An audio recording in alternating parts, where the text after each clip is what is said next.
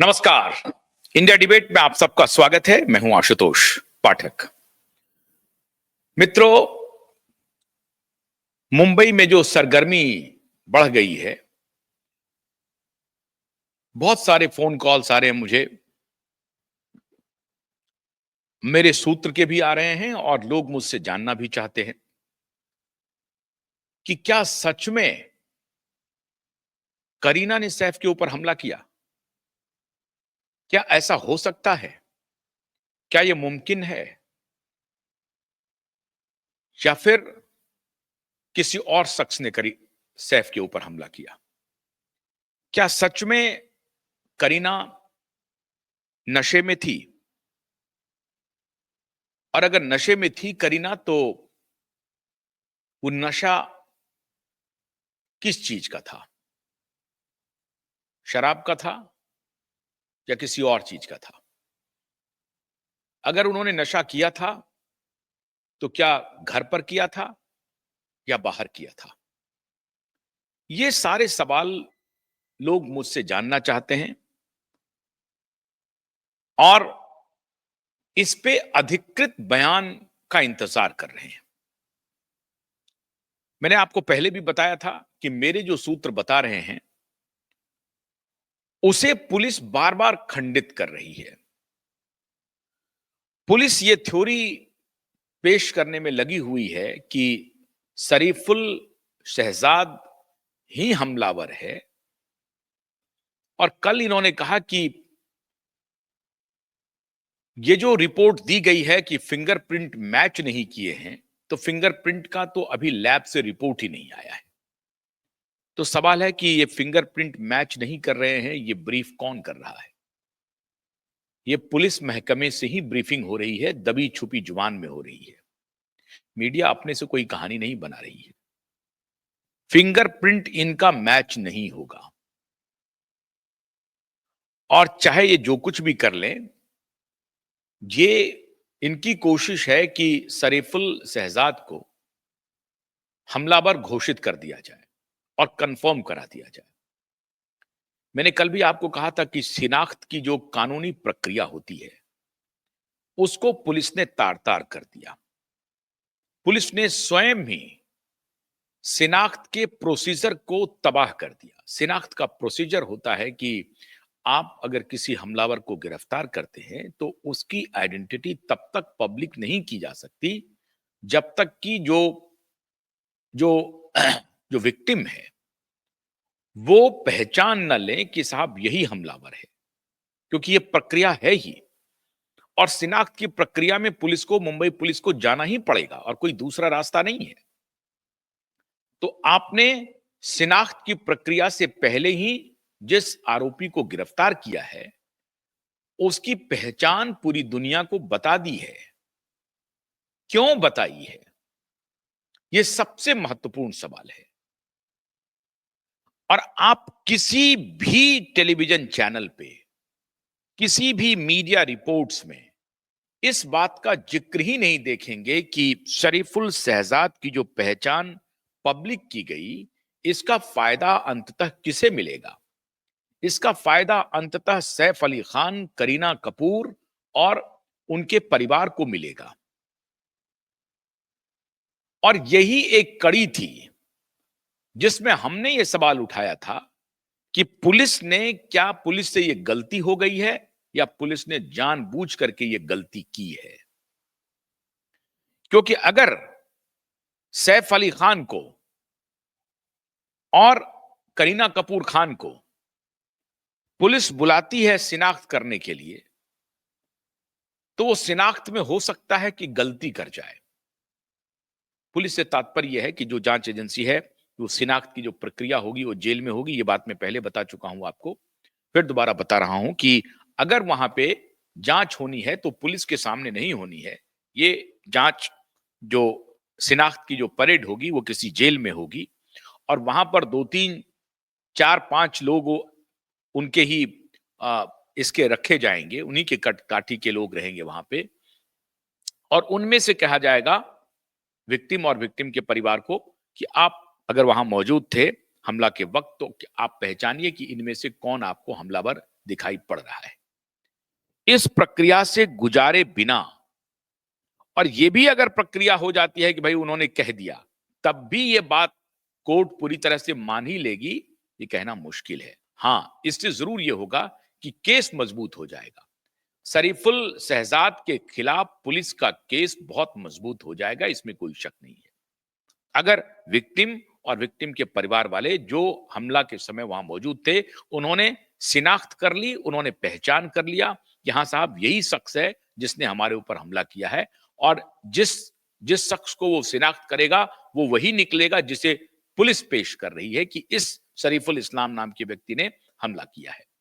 अगर ये मैच कर गया, विक्टिम और उनके परिजनों के, उनके परिवार वालों के, या वहां उपस्थित जो भी लोग हैं उनके द्वारा अगर पहचान में ये तय हो गया कि जिस व्यक्ति को पुलिस पेश कर रही है हमलावर के रूप में, उसी को विक्टिम और उनके सहयोगी जो हैं वो भी कह रहे हैं कि हाँ यही व्यक्ति है, तो पुलिस की केस मजबूत हो जाएगी, इसमें कोई शक नहीं है।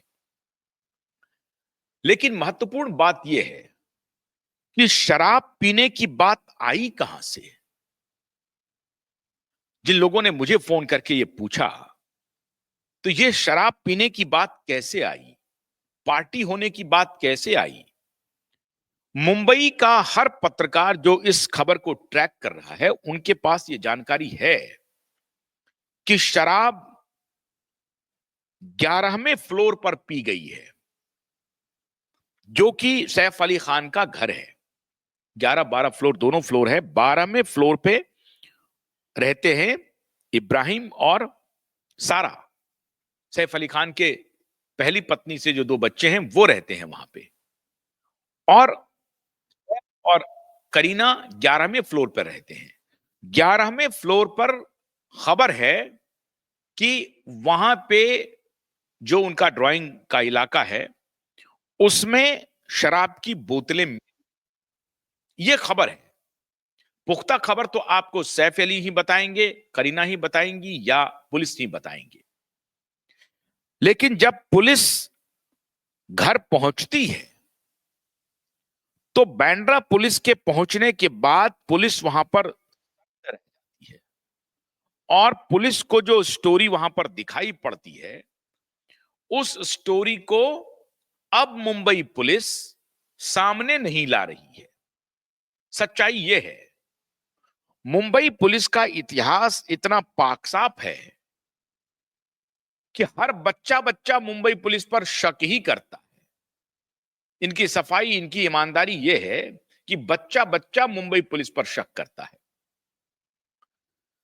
अभी एक एडिटर मोहतरमा थी, जो पॉलिटिकल एडिटर खुद को कहती थी एक टेलीविजन चैनल के, और उनके साथी जो थे वो कह रहे थे कि हम जिम्मेदार पत्रकारिता करते हैं।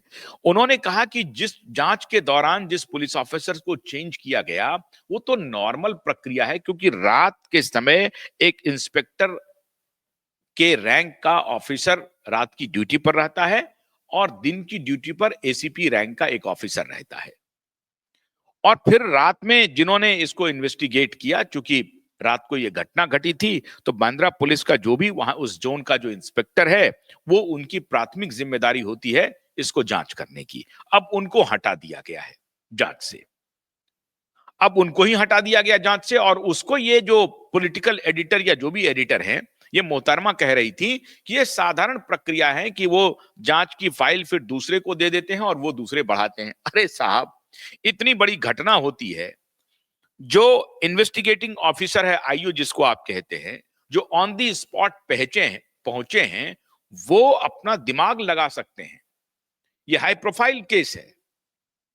ये केस क्यों हाई प्रोफाइल है? कुछ दिन पहले बाबा सिद्दीकी की हत्या होती है, कुछ दिन पहले सलमान खान पर गोलियों की बौछार होती है, कुछ दिन पहले शाहरुख खान को धमकी मिलती है, और उसके बाद सैफ अली खान के घर में घुस करके एक हमलावर आकर के 6 बार चाकुओं से उसके ऊपर वार कर देता है और बच के भाग जाता है।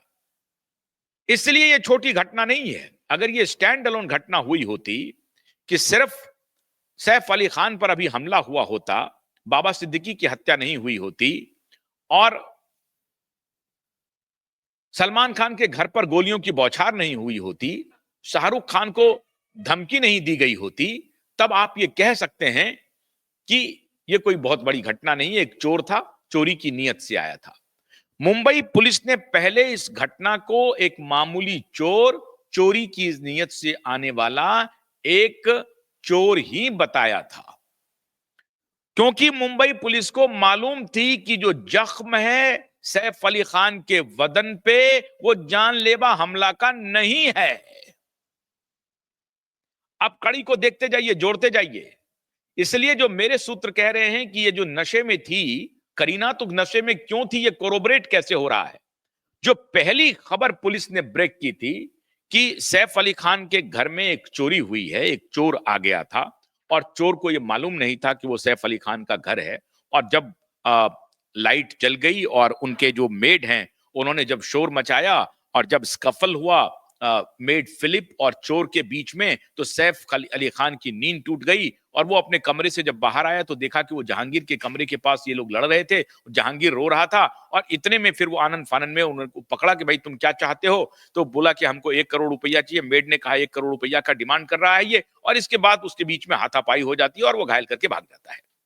तो चोर जो है छोटा मोटा अटैक करके भाग जाता है, वो कोई जानलेवा हमला नहीं था। बेसिक इंटेंशन उनका चोरी का था। चोरी की थ्योरी को बढ़ाया क्यों गया? इसलिए बढ़ाया गया कि इस पूरे घटनाक्रम को डाउन प्ले किया जाए, इसको बड़ा तूल ना दिया जाए, इसको मीडिया की खबर से बचाया जाए। लेकिन मीडिया तो साहब आप इसको दोस्त भी बनाइए, तो इसीलिए लोग कहते हैं कि मीडिया की ना दोस्ती अच्छी ना दुश्मनी अच्छी। तो अब मीडिया तो अब एक मीडिया तो है नहीं, दो मीडिया तो है नहीं, कुछ मीडिया को आप मैनेज कर रहे हैं, खासतौर से सैटेलाइट चैनल वालों को आप मैनेज करते जा रहे हैं, लेकिन आपसे ये मैनेज हो नहीं रहा है। तो पहले ये कही गई बात कि साहब ये चोरी का मामला था, और सिर्फ ये इसलिए कही गई क्योंकि पुलिस को सच्चाई उस वक्त पता चल गई थी। और जब पुलिस को सच्चाई पता चल गई थी तो पहली फुर्सत में उस जांच अधिकारी को जांच से हटा दिया गया कि क्या पता कहीं उनकी जुबान से कुछ खुल ना जाए। तो उन्हें कहा कि साहब चले जाइए। और इसको, इस हटाने की प्रक्रिया को, ये जो फर्जी एडिटर्स हैं टेलीविजन चैनल्स में, उन्होंने फैलाया कि नहीं ये तो रूटीन प्रक्रिया है। रात को इंस्पेक्टर रहते हैं, दिन को एसीपी रहते हैं, रात को अपनी ड्यूटी देकर के दूसरे को दे देते हैं, फिर चले जाते हैं। एक केस का एक आईओ होता है और वो आईओ उस वक्त ऑन दी स्पॉट गया है। वो आईओ को मान लीजिए कि दूसरे दिन किसी दूसरे आईओ को विशेष रूप से अपॉइंट किया जाता है। क्यों अपॉइंट किया जाता है? इसका मतलब है कि रात को ड्यूटी करने वाला कॉम्पिटेंट नहीं है। जो ऑन दी स्पॉट गया है पुलिस ऑफिसर अपनी टीम के साथ, उसमें एसआई होगा, उसमें हेड कांस्टेबल होगा, कांस्टेबल होंगे, ये जो लोग गए हैं वहां पे वो कॉम्पिटेंट नहीं है इसका मतलब, इसलिए आपने उनको बदल दिया। अगर आपने बदल दिया तो उनके किस फीडबैक को आप कंसीडर कर रहे हैं, यह भी स्पष्ट नहीं है। चोरी की घट के इरादे से एक चोर आया था, जानलेवा हमला करने के लिए आया था। ये दोनों अलग अलग बातें हैं, अलग अलग बातें हैं। चोरी हुई नहीं, एक भी सामान चोरी नहीं हुई, एक ग्लास भी उठा करके वो लेके नहीं गया, एक घड़ी भी उठा के नहीं लेके गया। करीना कपूर ने खुद बयान दिया कि मेरी ज्वेलरी खुले में रखी हुई थी। बहुत सारे ऐसे कीमती सामान थे जिसे चोर उठा के ले जा सकते थे, उनकी नजर उन पर नहीं पड़ी।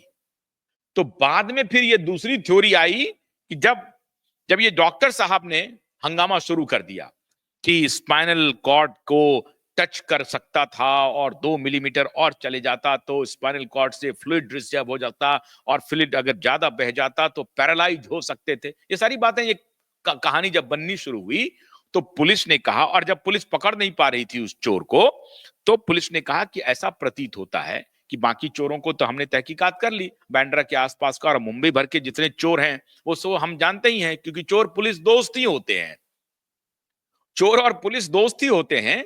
तो पुलिस ने बड़ी मजबूती से, जिम्मेदारी से कह दिया, एकदम ठोक करके कह दिया पुलिस ने कि ऐसा लगता है कि ये चोर नहीं है, ये हार्डन क्रिमिनल है। ये दूसरी प्रतिक्रिया आई पुलिस की। कि ये चोर नहीं है साहब, ये हार्डन क्रिमिनल है, मतलब ये ड्रेडेड क्रिमिनल है, जो कि पुलिस को चकमा देके भाग रहा है। इसका मतलब ये हैबिचुअल ऑफेंडर रहा है, ये क्राइम करता रहा है, ये हार्डन क्रिमिनल है। इनको सब कुछ मालूम है कि कब घटना को अंजाम देना है, कैसे वहां से फरार होना है और कैसे पुलिस को चकमा देना है। ये सब जानकारी एक हार्डन क्रिमिनल को ही हो सकती है। मामूली चोर पकड़ा जाएगा, और मामूली चोर को तो हम पकड़ते ही रहते हैं। मामूली चोर से तो एक प्रकार से पुलिस की दोस्ती ही रहती है। इस बिना पर पुलिस ने बड़ी मजबूती से यह कह दिया कि यह हार्डन क्रिमिनल है। पहले थ्योरी चलाया चोरी की, फिर दूसरी थ्योरी चलाया हार्डन क्रिमिनल है। हार्डन क्रिमिनल की थ्योरी क्यों चलाया? इसलिए कि 2-3 दिन में इन जिन जिन लोगों को इन्होंने गिरफ्तार किया, उनकी जिंदगी तबाह किया। पहले को तो जिंदगी तबाह नहीं हुई, शाहिद को बुला करके इनको जल्दी छोड़ना पड़ा, लेकिन दूसरे की जो गिरफ्तारी हुई, उनकी शादी भी टूट गई, उनकी नौकरी भी चली गई।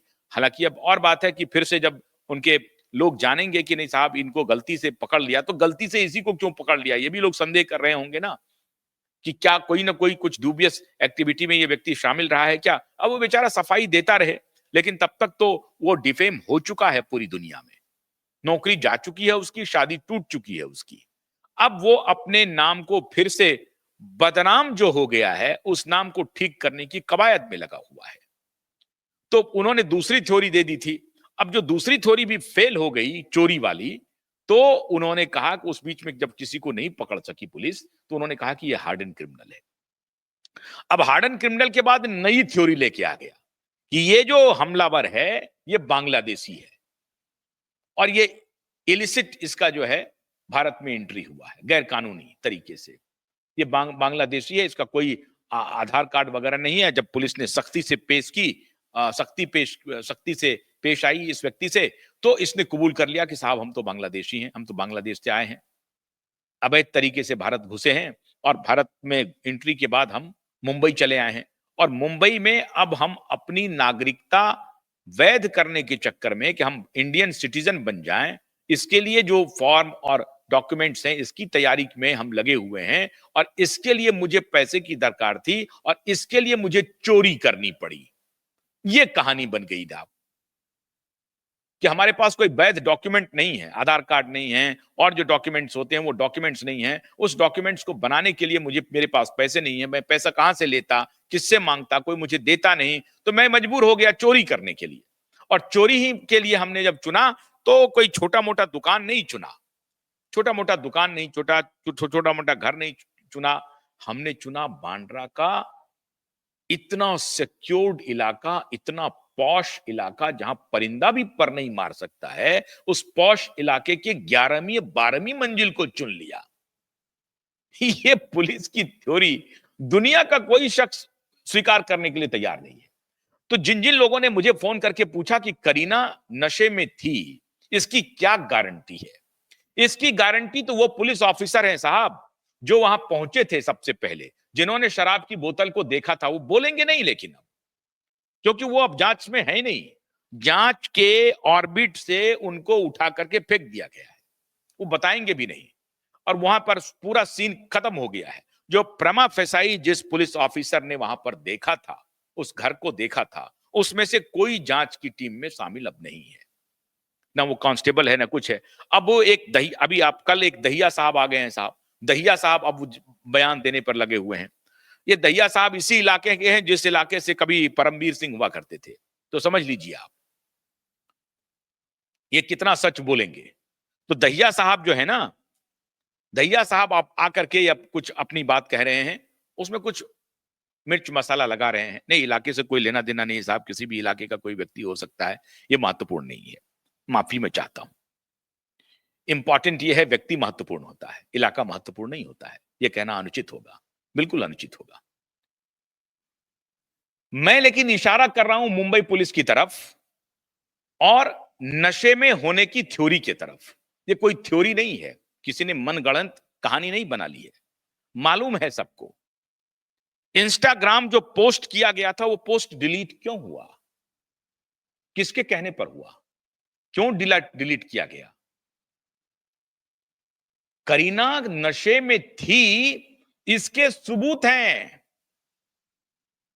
पार्टी हुई है, इसके सबूत हैं, और ये पार्टी न सिर्फ बाहर हुई है, घर पर भी मनी है, घर पर भी मनी है ये पार्टी। तो करीना नशे में नहीं थी, ये कोई नहीं कह सकता। जो कहने वाला शख्स है उसे उससे हटा दिया गया, जांच से ही हटा दिया गया।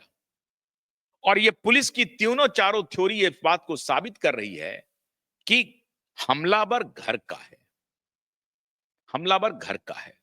जब से अफसर जैदी की एंट्री हुई है इस पूरे प्रकरण में, ये पूरा मामला ट्विस्ट कर गया है। जब से करीना कपूर अस्पताल नहीं पहुंची है, ना जाते समय ना आते समय, तब से यह पूरा मामला ट्विस्ट कर गया है। जब से पुलिस ने शरीफुल शहजाद के फोटोग्राफ को पब्लिक कर दिया, तब से यह स्टोरी ट्विस्ट कर गई है। पुलिस चाहे तो करीना कपूर को और सैफ अली खान को आमने सामने भी करवा दे, कुछ भी हो सकता है।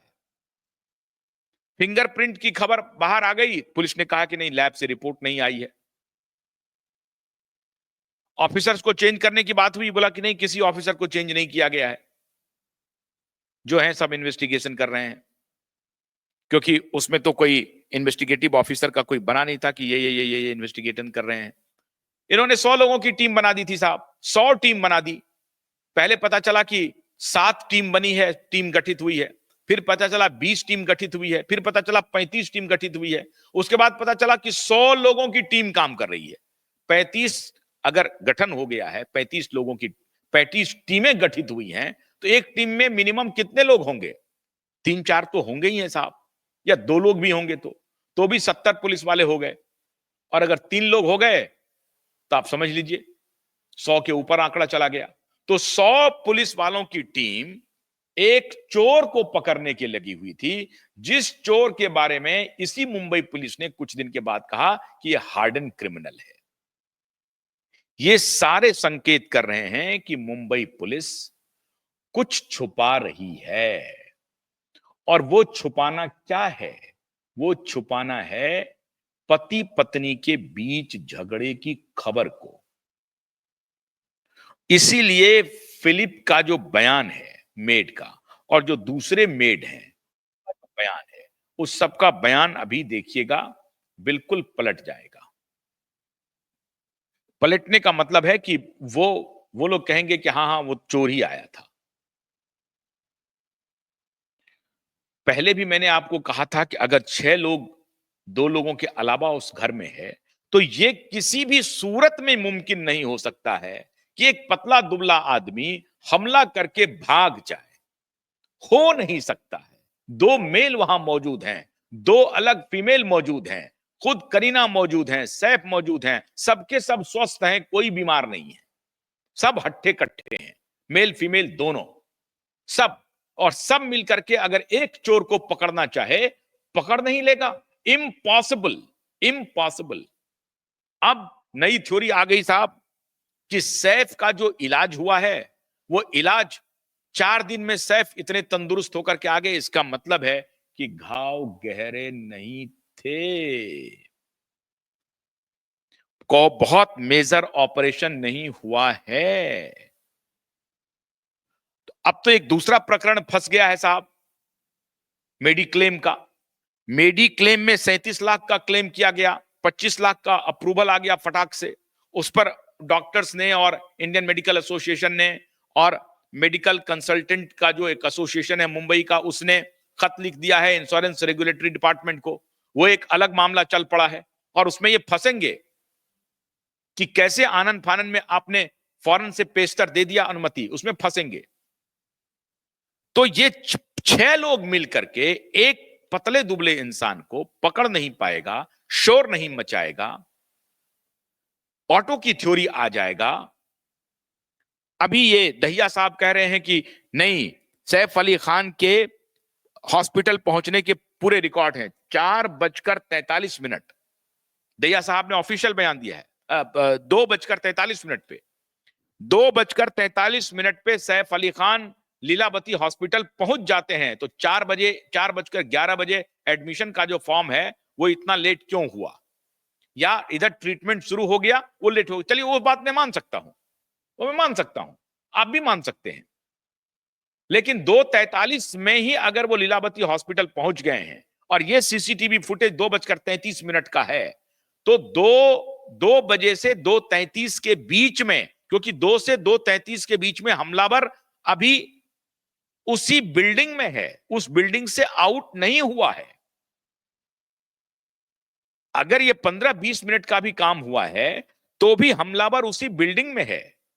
अब जो सैफ अली खान अपने लिफ्ट से नीचे आते हैं, तो लिफ्ट से नीचे आने में कौन कौन लोग साथ में हैं?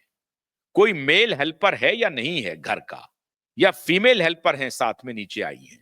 उन्होंने कोई शोर मचाया कि नहीं मचाया? क्योंकि ये व्यक्ति उस वक्त अपार्टमेंट में मौजूद है, हमलावर, पुलिस के हिसाब से। पुलिस अगर इसको कोरोबरेट कर रही है कि हमला शरीफुल शहजाद ने किया है, तो शरीफुल शहजाद 2:33 पे छठी फ्लोर पर मिला है, छठी फ्लोर पे।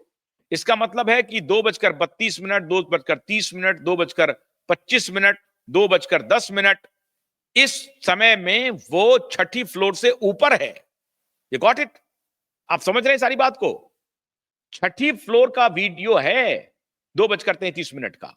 तो 2:32 से लेकर के 25, 20, 15, 10 तक वो छठी फ्लोर से ऊपर है, और 2:33 के बीच में ही अगर ये घटना हुई है, क्योंकि 2:43-47 में तो ये पहुंच जाते हैं लीलावती हॉस्पिटल। तो लीलावती हॉस्पिटल पहुंचने के पहले चोर वहीं पर मौजूद है, और इनको मैंने पहले भी बताया था कि इन लोगों को कोई डर नहीं लगा कि अगर कोई चोर आ गया है, तो इन्होंने कैसे कल्पना कर लिया कि ये चोर है? इन्होंने ये क्यों नहीं कल्पना किया कि हम ये बहुत ड्रेडेड हमलावर है, ये बहुत बड़ा क्रिमिनल है, इनके पास अगर चाकू है तो इनके पास पिस्टल भी हो सकता है, इनके पास, ये अकेले नहीं हो सकते, इनके साथी भी हो सकते हैं। ये क्यों नहीं पता करने की कोशिश किया? आपके घर में कोई चोर घुस आएगा तो आप ये क्या समझेंगे कि ये अकेला आदमी है? कोई भी कॉमन व्यक्ति कोई बता सकता है कि वो समझेगा कि नहीं अकेला आदमी है, चोर ने हमको धमकी दिया और अपना काम करके अब निकल गया, चलो चलो हम हॉस्पिटल चलते हैं। उसको आप कहां खोजने जाएंगे, कहां है, क्या है, नहीं है, अभी बताएंगे, पहले हॉस्पिटल चलते हैं क्योंकि मैं घायल हूं, मेरे खून बह रहे हैं। अरे वो घायल है, दूसरे लोग क्या कर रहे हैं? दूसरे लोग तो शोर मचाएंगे, हल्ला करेंगे, कोई शोर नहीं मचता है साहब। और अगर ये सीसीटीवी फुटेज है तो इतने सवाल पुलिस के ऊपर उठ रहे हैं। पुलिस करीना, सैफ, उनके घर के लोगों का उस वक्त 2 से 2:33 का सीसीटीवी फुटेज बाहर क्यों नहीं रिलीज कर रही है? उस पर पर्देदारी क्यों है? उस घर में भी कैमरे लगे हुए हैं, तो घर के कैमरे के फुटेज क्यों नहीं रिलीज कर रही है? और अगर सैफ अली खान के 11th फ्लोर के इंट्रांस पर कोई सीसीटीवी फुटेज उस लॉबी में नहीं है, सीसीटीवी कैमरा इंस्टॉल नहीं है, तो समझिए कि ये कितना बड़ा ब्रीच ऑफ सिक्योरिटी है। और इतने महंगे सतगुरु अपार्टमेंट के इतने महंगे फ्लैट में बाहर से एक सीसीटीवी कैमरा नहीं लगा हुआ है, जहां खुद 2 बड़े स्टार रहते हैं, वहां इंस्टॉल नहीं है। वहां नहीं है तो नीचे में इंस्टॉल होगा। नीचे के वीडियो क्यों नहीं रिलीज कर रही है पुलिस? कह रही है कि मेरे पास वीडियो मौजूद है तो रिलीज कर दीजिए। उस पे उससे उससे जांच को क्या हैम्पर हो रहा है? ये जो सारे कयास लगाए जा रहे हैं, वो कयास को विराम लग जाएगा। कोई नहीं सवाल करेगा कि करीना नशे में थी या नहीं थी, या उस रात किस किस ने शराब पिया, और किसके यहां शराब पी गई, 12वीं फ्लोर पर पी गई कि 11वीं फ्लोर पर पी गई, या किसी रेस्टोरेंट में शराब पी करके लोग घर आए और फिर बलबा हुआ। तो ये जो कुछ भी हो रहा है, अगर आप उस वक्त के सीसीटीवी फुटेज प्रेस में आकर के बता दें कि देखिए साहब ये 2 बजे का फुटेज है, ये 2:10 का फुटेज है, या 2:15 का फुटेज है, 2:20 का फुटेज है। अगर 2:43, 45, 47 में वो पहुंचते हैं लीलावती हॉस्पिटल, तो 2:15 से 20 का या 2 बजे से 47 के बीच का वीडियो अवेलेबल होगा। वो वीडियो पुलिस क्यों नहीं मीडिया को रिलीज कर रही है? उससे कौन सा आपका इन्वेस्टिगेशन हैम्पर होता है? होता है। इनकी पूरी थ्योरी इनकी पूरी थ्योरी खत्म हो जाती है। The moment police will release the CCTV footage of 2 p.m. between 2 a.m. to 2:30 a.m. Police will be completely exposed. ये उनका टोटल जो कहानी बन रहा है ना इन्वेस्टिगेशन का, सरीफुल शहजाद का, ये पूरी कहानी उनकी बोगस हो जाएगी। और अगर नहीं बोगस है तो हम लोग चुनौती दे रहे हैं आपको। हम ये जानना चाहते हैं कि उस घटना के बाद, चलिए ये तो छठी फ्लोर पे पकड़ाया, 7वीं फ्लोर पर कैमरा काम नहीं कर रहा, 8वीं फ्लोर पर नहीं काम कर रहा है, 9वीं 10वीं 11वीं तक कोई कैमरा काम नहीं कर रहा है, और ना ही 5वीं चौथी तीसरी चौथी एक पर काम कर रहा है। छठी फ्लोर का ही एक फुटेज है, लेकिन बाकी इनके आने जाने का, इनके परिवार के आने जाने का, इनके हेल्प के आने जाने का, क्या अफसर जैदी हॉस्पिटल जाने के पहले सैफ के घर पर आते हैं, करीना से बात करते हैं? क्योंकि सैफ तो हॉस्पिटल चले जाते हैं। अफसर जैदी ना तो मीडिया से बात कर रहे हैं, और पता नहीं अफसर जैदी का स्टेटमेंट पुलिस ने लिया है या नहीं लिया है। बस वो मेडिकल रिपोर्ट अभी तक आ गया है, कुछ नहीं इस पर हो रहा है, कोई नया मोड़ ही नहीं है। बस पुलिस आकर के अपनी बात कह रही है कि नहीं नहीं, हमारे पास सारे साक्ष्य मौजूद हैं, हमारे पास सारे साक्ष्य मौजूद हैं, सारे वीडियो मौजूद हैं, और ये साबित कर रहा है कि सरीफुल शहजाद जो है वही हमलावर है। पुलिस की स्थिति यह हो गई है कि शरीफुल शहजाद को हमलावर साबित करने के पीछे वो इतना आगे निकल चुकी है कि अब पीछे कदम हटाना उनके लिए मुश्किल हो रहा है। इसीलिए सोचते हैं कि बाय हुक एंड क्रुक किसी भी तरीके से शरीफुल शहजाद को बता दो कि इसी ने हमला किया है। नशा किसने किया नहीं किया उसके परिवार पर तो फोकस ही नहीं करना है, उनके परिवार को बचाना है किसी भी तरीके से। लेकिन मित्रों, पुलिस की जितनी थ्योरी आ रही है वो सारी की सारी थ्योरी बोगस होने वाली है, और शरीफुल शहजाद भी इसमें संभवतः पिसने वाला है। अदालत में यह मामला टिकेगा नहीं। मैंने अभी आपको बताया कि अभी नीलेश ओझा भी इस केस में इंटर करने वाले हैं, और वो इंटर करेंगे, हो सकता है इंश्योरेंस कंपनी और हॉस्पिटल का जो ये लोचा हुआ है उसके सहारे इंटर करेंगे। लेकिन इंपॉर्टेंट यह है कि मुंबई पुलिस किसे बचाना चाहती है? एक नशेड़ी परिवार को, एक नशेड़ी को क्यों बचाना चाहती है? और अगर नशेड़ी नहीं है तो ये जो आक्षेप लग रहे हैं, ये जो आरोप लग रहे हैं कि जब मुंबई पुलिस उनके घर में इंटर की है तो वहां पर शराब की बोतलें उन्होंने देखी हैं, ये चर्चा है। ये मुंबई का हर इन्वेस्टिगेटिव जर्नलिस्ट को मालूम है, लेकिन वो बोल नहीं रहे हैं। जो भी इन्वेस्टिगेटिव जर्नलिस्ट हैं उनको सबको मालूम है। पुलिस ने दबी जुबान में ये सारी बातें बता दी हैं साहब, कि शराब की बोतलें खुली हुई हैं, शराब की बोतलें वहां मिली हैं, उनके घर पे मिली हैं। तो पार्टी घर पर हुई है, शराब पी गई है, बाहर भी पी गई है, बाहर भी पार्टी हुई है। इंस्टाग्राम से आपने पोस्ट डिलीट क्यों किया? किसने कहा आपको पोस्ट डिलीट करने के लिए? तो साहब, ये जो इतनी सारी जो बातें हैं उसको मुंबई पुलिस छिपाना चाहती है, और किसी किसी के नशे को दबाना चाहती है। मीडिया किस तरह से व्यवहार कर रही है वो तो देखा जाएगा। अगर पुलिस के ऊपर जो, पुलिस के दामन पे जो दाग लग रहे हैं, या पुलिस के खिलाफ जितनी सवालें उठ रही हैं, अगर उन सवालों को पुलिस वाले विराम देना चाहते हैं, एक ही चीज से विराम हो जाएगा। 2 बजे से लेकर के 2:33 के बीच का परिवार के जितने सीसीटीवी फुटेज हैं, उनकी जो गतिविधि है, उनके सीसीटीवी फुटेज पब्लिक को रिलीज कर दें, मीडिया को रिलीज कर दें। पुलिस के ऊपर सवाल उठना बंद हो जाएगा। जब तक वो और वो कह रहे हैं कि मेरे पास सीसीटीवी फुटेज है, सारे सीसीटीवी फुटेज है, होगा, 100% होगा, 100% होगा। आप कह दीजिए, आप कह दीजिए कि ये सीसीटीवी फुटेज है, दिखा दीजिए।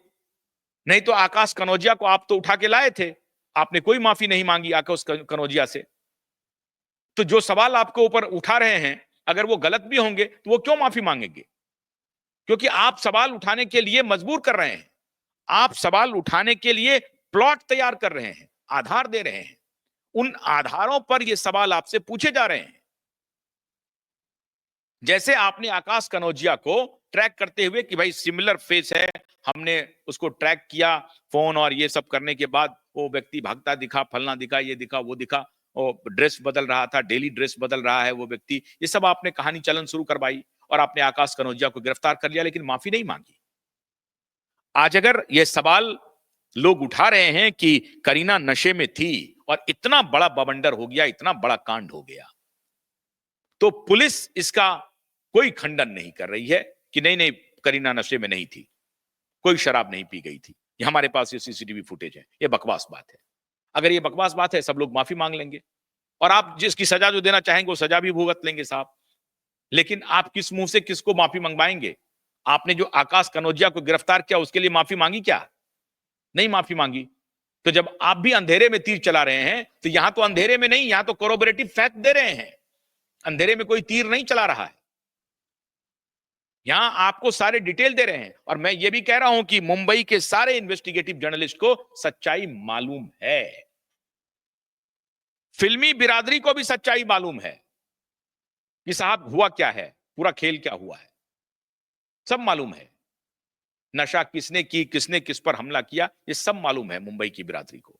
लेकिन अब ये देखना है कि मुंबई की बिरादरी कब अपना मुंह खोलती है।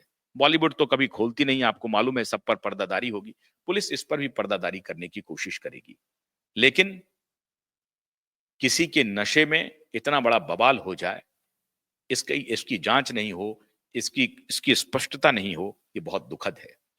मैं भी मुंबई पुलिस से यह आग्रह कर रहा हूं कि रोज ब रोज इस पर नई कहानियां बन रही है, आपकी साख पर सवाल उठ रहे हैं। आप अगर अपने दामन के दाग को धोना चाहते हो, ऑलरेडी दिशा और सुशांत के मामले में इतने दामन पर दाग हैं कि उसको धोना मुश्किल है। आपके पुलिस कमिश्नर भी फरार हो जाते हैं, भाग जाते हैं साहब। मुंबई का पुलिस कमिश्नर भगोड़ा हो जाता है और एकाएक वो अदालत में आकर के पेश होते हैं। तो मुंबई पुलिस के बारे में मैं क्या कहूं, लेकिन मैं आपसे अनुरोध करता हूं कि अगर अपने दामन पर लगे दाग को बचाना है, तो जो फैक्ट्स हैं उनको कम से कम आप सामने रखिए। आप कल्पना कीजिए कि जब आप शिनाख्त परेड करवाएंगे और उस वक्त परिवार वाले जो आपने फोटो ऑलरेडी दिखा दिए हैं, तो ये सवाल महत्वपूर्ण है या नहीं है? किसको आप शिनाख्त करवाएंगे?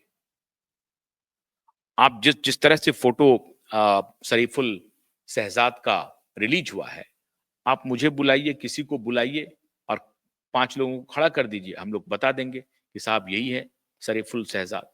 ऐसा तो है नहीं कि आर्टिफिशियल इंटेलिजेंस का आप सहारा लेंगे और शरीफुल शहजाद के ही टाइप का आप कोई फिगर तैयार करेंगे और वो फिगर 5-6 लगा देंगे और उसमें से असली फिगर की तहकीकात करने के लिए देंगे। ऐसा कुछ नहीं होने वाला है। आप वही पुराने पैटर्न पे 4-5 लोगों को पकड़ेंगे और वो शीशे-वीसे का जो कुछ भी आप करते हैं वो प्रक्रिया करेंगे और उसी में से कहेंगे कि आप इन्हें पहचानिए। ये कितना बड़ा अपराध है। इसको कभी सोचा है आपने कि आपने कानून के लूप होल्स को जानबूझ करके जाने दिया बाहर में और इस पर आपको कोई अकाउंटेबिलिटी नहीं है, आपकी कोई जिम्मेदारी नहीं है।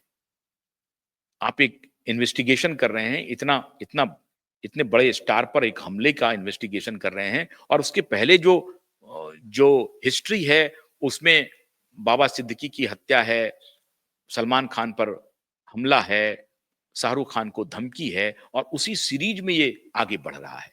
तो इसे मामूली ना लें आप और उसके बाद आप इस तरह की गलती कर देंगे।